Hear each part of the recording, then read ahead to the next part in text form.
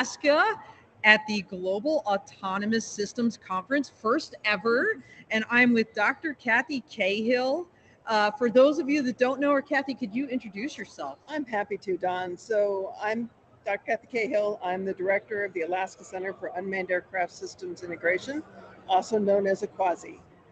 All right, AQASI. And you guys are running this conference. So tell us why you chose to do this. I mean, a huge undertaking, by the way. 3 days, amazing. Yeah, we've got an amazing team, and we're really lucky that they've pulled this all together. This actually was the brainchild of our governor, who was really excited about what we were doing with drones and the potential for economic development and the development of leadership inside the autonomous system space. And so he suggested that it would be a great thing for us to actually come in and do this conference and bring together the thought leaders and the practitioners from across the country and basically around the world to come in and really network, talk about the issues, talk about how we can overcome them in the area of Alaska, where we have a lot of challenges. We do not have infrastructure for communications across most of the state. If we get a 5G signal, it's a minor miracle. Most of the state, if you even get a 2G, you might be lucky. So it's really a case where we're dealing with bringing autonomous systems in to do missions of import to Alaskans, such as the cargo delivery or medical supply delivery to people in rural communities across the state. And we don't have the communications infrastructure to be able to support that. So bringing everybody together to talk about autonomous systems and how we can actually implement them is a wonderful thing for this conference to do, and is allowing us to bring everybody together in one shot. Yeah, and we're here during a break, by the way. And what's an autonomous conference without, of course, Spot? You know, so a little bit distracting, but we love you, Spot. Good to see you. You know, so it's setting up the camera now. Give me a second, everybody. I had to do the impromptu thing and show everybody Spot, which literally has spots for this one. You know what I found really interesting, Kathy, also is not just the communications challenges that you have here in Alaska, but obviously the huge size and the fact that 80% of your areas don't have like good ground transportation, and so aviation is so critically important to this state. And so it does make sense that you're focused on autonomy and how it can take aviation to the next level. Yeah, you're absolutely correct. 80% of our communities are only reachable year-round by air. Wow. And that's just an amazing concept. Air for us is not a luxury, it's a necessity. And for aviation safety, we have 1% of the aviation population of the US. We have 40% of the mid-air collisions. So Whoa. Aviation safety for us is a key issue here for being able to protect people's lives while still getting cargo into the communities. And we have other challenges. Our power generation in those communities is very, very poor. So if you're talking about autonomous systems, and people like to talk about the electric vertical takeoff and landing, we can't recharge those aircraft out in the communities. So it adds layers of complexity to the integration when you're looking at what your infrastructure is versus what you need to do. Yeah, absolutely. So many challenges, great place, a ginormous playground, if you will, for autonomous vehicles here. One of the original test sites, and we had a lot of discussion, by the way, about the FAA Reauthorization Act. There is a provision in there that they're toying with, of course, to reauthorize all of those test sites, with a specific shout out, of course, to Alaska. So looking forward to getting that passed and seeing more of it. Before we get to our next guest, Kathy, in closing, anything you wanted to let the audience know? This is a great conference. It's our first annual. We are looking forward to bringing people to Alaska next year. So stay tuned for the announcement of when and where.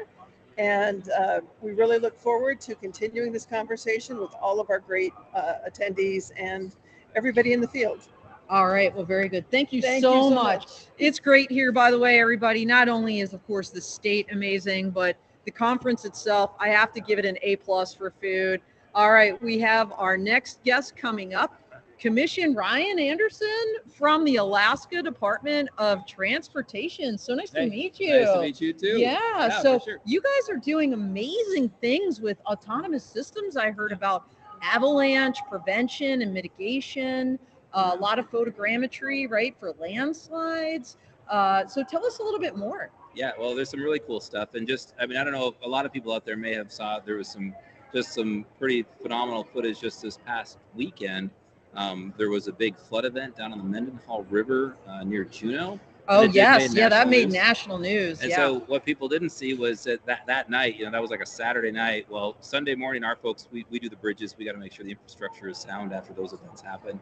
right. And we had a real-time drone event ourselves where our folks had a Starlink hooked up. We had real-time service, and we were all watching all over the state. Alaska's so big; it's thousands of miles, and we could all watch the bridge inspections going on in real time with the drone flying under the bridge, looking at the infrastructure, and making sure Wow. everything was okay. That is amazing. Yeah. And so you guys have really incorporated drones specifically into your program there. How many drones do you guys have? Oh man, I couldn't even tell you right now because they're just becoming a standard thing. Yeah, yeah. And then now with things like Starlink, we're combining those into backpacks, and so now you have that dual purpose where you could have a drone and then real-time data collection and transmittal all at once. And we're really excited about that because that means you have professionals working in different areas, but these remote areas of Alaska where we work often in, you can have someone looking and seeing and providing advice on how data collects go. Right. It really changes the way we do things pretty dramatically. Yeah, so it's Starlink we're talking about here, but I want to talk for a second about the avalanche use case because I don't know if you know this, I'm in Colorado, and they're not using drones right now, I don't think, for avalanche prevention. Because you guys were the first ones to get an FAA approval, drum roll, to drop explosives for that purpose. I mean, that's kind of huge. Think about that. It is. It's a big deal, especially for us up here. The way we typically fight avalanches and mitigate them is we have howitzers, and those are like the old World War Army. There's like Army stuff, yeah, and those take ammo. The ammo is we're running out of ammo because it's so old. There's only a certain stockpile left, so we've got to have a solution. I mean, we have a lot of mountain passes here. We have situations where the road's closed. There's danger to vehicles. We got to make sure we cover that. And so this idea of drones helping us out with that could save a lot of money in terms of what type of infrastructure we're going to need once those howitzers are out of commission. And so it's a big deal. It's another way technology is just changing things for us. Yeah, and fun fact, everybody, one of the briefings they said, there was an avalanche, there was a slide, right, of the snowbank, 25 feet covered the road. I mean, think about that for a second. And they actually used drones to help determine the depth of that snow, and then they knew what equipment to bring in. And so these use cases, especially in Alaska, are really incredible. So thank you for what you're doing. Before we get to our next guest, anything you want to say in closing? Technology nowadays, I mean, that's where it's at. And I think if there's a lot of young people out there, I mean, as a DOT, a Department of Transportation, it's an exciting career to get into. I've been in this career for 23 years, and man, it's always something new. And so I would just say, hey, if you're out there and you're thinking about, hey, what should I do? Think about transportation. It's that core of what everybody does. It impacts every day and everybody every day. And I feel like we're going to be technology leaders. You already are. And again, if you are in the transportation world and you have questions about how this stuff works, this is the guy to call. How do people reach you? You can go a DOT commissioner at alaska.gov is an easy way. And you can go to our website at dot.alaska.gov as well. So. All right. Well, awesome. Thank you so much for taking the time. Yeah, take care. All right. Next up, we have Vin White. He is coming to us from the United States Department of Transportation. So welcome. So nice to meet you. It's great to be here. Yeah, absolutely. Did an incredible keynote this morning talking about the Department of Transportation's priorities in innovation, not just, of course, aerial, but ground-based systems and some of the challenges there. A little bit about artificial intelligence. And you've been here watching this event, right? Going to all the sessions. It's incredible. I mean, the first thing that comes to mind is that this is the kickoff, and you would think that this event has been going for 10 years strong. Right. It's just, I think that the biggest challenge, the biggest downside to this is you can't be in every place Yes. during all of the breakouts. I wish they were taping all of them, and they're not. Yeah. Just spoiler alert: that we won't have videos of these. Yeah. Unfortunately, but Yeah. so you got to choose wisely. But I can say that I was in a few of the breakouts, and I learned more here in an afternoon than sometimes I can get, weeks of briefings and things like that. So I'm actually quite privileged and happy to be here. So, what's one of the things that you've learned that maybe you didn't know before? Well, I had a specific curiosity in how this technology, drones specifically, play a role in things like disaster recovery, wildfire mitigation. Huge. And so I went to that particular breakout, and it was like getting a 101 from the folks who actually are extinguishing the fires, who are doing the Yes. planning, who Right. are doing the research. And so in that, 90 minutes of just sitting there, I got a 101 on wildfire control, on the planning elements, and what the future holds for mitigating wildfires. So it was all just fascinating. Well, it is, and it's hugely important. Sadly, the world has literally been on fire. I mean, Maui is up in flames right now as we speak, which is really tragic. But to know that these advanced technologies can help us not only fight them but mitigate up front. I learned a lot about using the drones to, of course, look at the forests in advance to see where there might be problem spots before those fires start. Right, So- and they got to the level of detail, analyzing homes. Oh, yeah, You right. can't get close enough to a home from Google Space Right. to understand what is the home made of, what are the materials, how close in proximity exactly are they. Right. And so once you start to understand that, you can understand how you can plan for the potential of wildfires. And you're Absolutely. right, just what's going on right now, what we're seeing every day, it either directly impacts. I live in the Northeast, where wildfires in another country are coming down and affecting the air quality. Oh, right. So I mean, it's Canada. yeah. So He can't say it, but I can. yeah. So it's but it does have an impact. Yes, it does. My child was at daycare, and they had to kind of close daycare for the day just because of that. So it's boundless. And it's just something that I was very interested in understanding how we can all kind of come together and address it this way. Well, awesome. So before you leave us, what's the one thing you want to tell this audience out there, the people that couldn't make it here? Come next year. Yeah, there you go. That's number one. Number two is I would just say you get exposure to so many different use cases and applications that you think you've seen it all. Right. And then you walk away, and there are a dozen other things that are going on that are being tested. And I'm in the business of doing it for public good as a public servant. So all of those use cases I like to take back to my mothership so that we can understand how better to foster that type of innovation. Well, that's awesome. We're glad you're here. Thank you so much So for glad to be taking here, this Dawn. time. Nice Thank to you meet so you. much. Okay. Yeah, Take care. absolutely. All right, next up, drum roll, please. We've got Abigail Smith, Abby Smith from the FAA. Unfortunately, Dawn? hello, good to see you again. Yeah. So unfortunately, they put us head to head, if you will.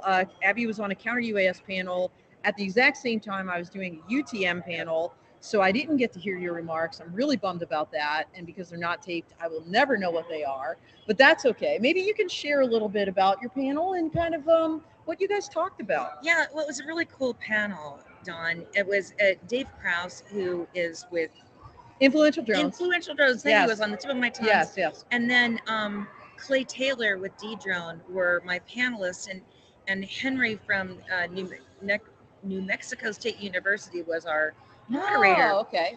And we really got into a lot of great discussions with the audience, and it really some key takeaways I think to remember for the audience is remote ID compliance is around the corner. It's September 16th, everybody. Mark It's your Mexican calendars. Independence Day, and Oh, I it's didn't know that. Well, but see, Fun fact. coincidence? I think not. Weird. Yeah. And very important that if you have a drone that does not have embedded remote ID in it, that you get an auxiliary unit and go onto the FAA Drone Zone site, register that ID to marry it up with your drone identification registration. And if you haven't registered, please do so. Are you guys waiving that $5 fee for a We- little period of we sure time so are. people can do that? Through the end of the calendar year, I mean, $5 is not a lot of money, but sometimes $5 is the difference between someone getting their drone registered or updating it or not. And we think Or if I'm a university and got a big fleet, that could add up quick. that's right? absolutely. Yeah. And so please, we're waiving that fee because this is about safety and this is about complying with regulation. Yeah. So that was a big part of the conversation. And we also kind of touched on this aviation rulemaking committee that I'm leading with Michael Robbins from AUVSI. Yeah, the ARC, the Counter And- UAS ARC. Exactly. Okay. And well, it's actually and Matt Cornelius from ACI North America. Okay. It's actually the UAS detection and mitigation arc. Yeah, And- that's the technical term. I Yeah. call it the shorthand is Counter UAS Yeah. ARC. Okay. And it's been, without spilling the beans, because it is a confidential deliberative body, we're dealing with how do we safely bring these technologies in? Because look, counter UAS tools were made in war zones. And we're talking about civil airspace. Right. And it's critical that we get this right. Yeah. Because a cure can't be worse than the disease. Well, very true. Very true. Yeah. Any reveals that you can share with us? Timelines, milestones? I'm can- putting her on the yeah, spot. Oh, no, I love that. So the ARC members have promised me that they will deliver me a report by Christmas. So You heard it here first, everybody. Merry Right Christmas. here. Merry ho Yeah. ho ho. Why is it always Christmas and New Year's? You guys put something big out that I got to read over the holidays. well, so Seriously. I'm not sure that we'll be releasing it. That's when we'll Oh, be getting it. So there okay, is gotcha. some internal work that we'll want to do to really socialize the recommendations internally to the FAA. Right. So it usually takes a little bit of time. So I would say probably more in somewhere in the January timeframe is when we'll be seeing that for the public. Okay, got it. Wow. All right. Well, that's exciting. We've got a horizon here, Yeah. everybody. Lots going on in this arena. Before we close out, I want to ask you, what are you super excited about here that you're seeing, that you're experiencing? Well, I mean, Alaska, the energy in Alaska is so amazing. And the Maybe people- because it's sunny till 10:30 at Well, night. I'm- I am so jacked up right I now. know there is seriously. that, and also there's this can-do spirit up here that is sure. really energizing and exciting, and people just hungry to innovate and do good things. I can't wait to come back next year. Me too. All I hope to bring my husband. It's the salmon run right now, by the way. same You can thing. walk 5 minutes and fish and get salmon. It's insane. Yeah. Right here. It's crazy. All right. Thank you so Well, much. yeah, and I just want to end with, if you can dream it, you can drone it. You heard it. Cheers. If you can dream it, you can drone it. All right. Next up. Yeah. Wow. Steve Luxon. Can't follow. Did I her. say that correctly? Yeah. All right. All right. So this gentleman here, he runs the Assure, which is down at the University of Mississippi. Is that right? Mississippi State. Oh, sorry. yeah, can't get that Oh, one wrong. Mississippi State. I said the wrong thing. We just met yesterday. Totally hit it off. This man is a retired Air Force colonel, fighter pilot, United States Air Force Academy grad. I can go on and on, but I'm not going to. Tell us, you are here. Why? So the main reason I'm here is really kind of supporting the team. Kathy Cahill is putting on this conference. Oh, yeah. As part of the Assure team, and we've had a lot of speakers and up here. And I'm part of running and moderating a research panel tomorrow to kind of talk a little bit of what's happening in autonomy. But this is Alaska, right? You can't turn down Yeah. Alaska. Right? Yeah. No, that's awesome. Yeah. I didn't realize, well, it makes sense that if Dr. Cahill's group is part of Assure. Yeah. For those that don't know what Assure is, can you kind of give us the 30,000 foot view of what Yeah. it is? So Assure has really grown. It's 29 worldwide research universities and about 130 to 150 industry and government partners that are really focused on the integration of autonomous systems into the national airspaces and around the world. And we work for the FAA as their center of excellence. We support NASA, FEMA, NIST, first responders, all kinds of different folks in there. Now, you said there's industry partners. Yes. How do people become a partner with Assure? Really simple. It's we have a website, AssureUAS.org, not .com. and you can see the projects that we have ongoing, and just contact us, and we need industry and government to be part of our process as we do the research. Keeps our PhDs who like to go deep and sometimes down a lot of little rabbit holes, and it keeps them focused on actually what the industry and government's needs are as we conduct the research. So you've been in the research world for a while now. What are you learning here that is new? Well, and I think some of your other interviewees have said this. Alaska is really it's gigantic and lacks infrastructure, and the challenges here are amazing for trying just to move people and medicines and anything around. And drones are such a great fit for it. And this spirit up here of can do, let's figure out a way to make it happen, makes Alaska just a great grounds for research and to get some of this stuff done. Yeah, absolutely. So much going on up here. So many firsts. I'm going to be writing an article about this, by the way, for Inside Unmanned Systems magazine. So keep your eyes open on some of the reveals that occurred during this week. But what are you looking forward to? We've got like another day and a half, roughly. The networking opportunities, getting to meet some people up here that I've never had the opportunity to meet before. Like right here. Boom. There we go. It's been great. And the atmosphere here is just so much. It's a little more casual, but people are very, very serious about getting stuff done, but in a much more relaxed way. So just the opportunity. I'm assuming this conference happens again next year. You should be here. Don't miss it. Bring your families. Vacation at the front end. Or the back Plan end. now. Yeah, Plan it's now awesome. for sure. Yeah. Hard to get a seat in a restaurant last night. I think because it is the salmon run. It is. And it is the summer. And like I said, it's sunny till about 10:30 at night. So final parting shots, and how do they reach you? So we're always looking for partners or interesting problems that need to be fixed. To find Assure, you can just Google Assure UAS, or we are at AssureUAS.org. All the profiles and contact information for us are out there. And all our reports, everything that we have done for the FAA, NASA, is all publicly releasable and available to you there. All right, awesome. Well, thank you you so much for joining us. Yep, It was absolutely. great meeting you. Of course. Thanks. Yeah, it was fun meeting you too. All right, we've got our last guest coming up here. We've got Bob Brock from the Kansas Department of Transportation. Come on down. Now, I met this fine gentleman last year at the CFO, the San Francisco That's right. Advanced Air Mobility event that was run by Cal Berkeley and Caltrans. Yeah. Future of Aviation. Yeah, That was a cool so conference. you're Kansas. I am. You ain't in Kansas anymore. That's right. Yeah, Yeah. I'm sure you don't hear Little that different all the terrain. time. Yeah. Why are you here in Alaska? Well, for lots of cool reasons. Yeah. We are partners with the state of Alaska, Uh-huh. and You are? Yep. How so? With the test site. We're one of their areas that they can come to when the weather doesn't work out in Kansas or in Alaska. They can come down and be part of our airspace down in Kansas, and also Assure partners are down there. Okay. So lots and lots of partnering going on to advance the technology.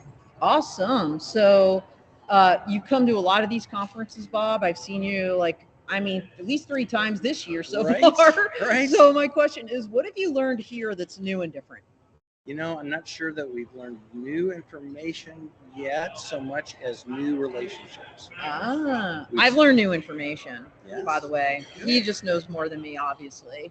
But you're meeting new people. So tell me about that. Honest to goodness, it is a time, the time and space for these stakeholders to meet is such a big deal. And I really believe that the timing and the need for our country to use these technologies are so ripe that with the economy being what it is and the workforce development situation being what it is, people are hungry to make new things happen. And so the timing has been extremely fortunate as we sit down with stakeholders. This is a unique conference because it's so geographically distant that it is a regulating factor, that it's just a lot smaller crowd, and we have a lot bigger opportunity to actually have meaningful conversation and start working on partnerships. Yeah, I know, you make a great point. I think just my impression of the people that are here, and by the way, I'd say at least half of the people, if not more, are not from Alaska. They're here for a reason because they want to become a part of this ecosystem and help build out this autonomous global, and the gauntlet's down, by the way. I did hear their lieutenant governor in the very first day say they're gunning for it to be the #1 drone capital of the world. Oh yes. So Kansas, look out. I'm a But big fan. they're going for it, and and they certainly have the makings, the people, the place, the policies. We're seeing all of that here. You know what? They also have the leadership. Yeah, they do. Dr. Kathy Cahill is such a known leader and such a collaborator. She does so much for the FAA, but she also inspires a lot of us to want to do more collaboration instead of doing things as individual states. And I think that's super valuable. I think that's been a powerful add. That is. So in closing, anything you want to say? We're almost to the end of our time together. Honestly, I'm excited about where we're at. I think this is a unique time. I think all of us, to include you, Dawn, have led a lot of this conversation and these thought leadership activities. Eventually, our goal is to make a major difference for our country. And I think the timing is truly coming around to be a unique and beautiful time to bring a new technology forward, have an investor available, have a government partner to make the policy happen, and be surrounded by strong leaders that can help make good things happen. I'm just couldn't be more motivated and positive about the bright future. Absolutely. Well, future's so bright, gotta wear shades. Well, thank for your you so leadership. much. Nice to see you again. All right, great to Take see care. you. All right, everybody. Thanks for joining in. We are out here.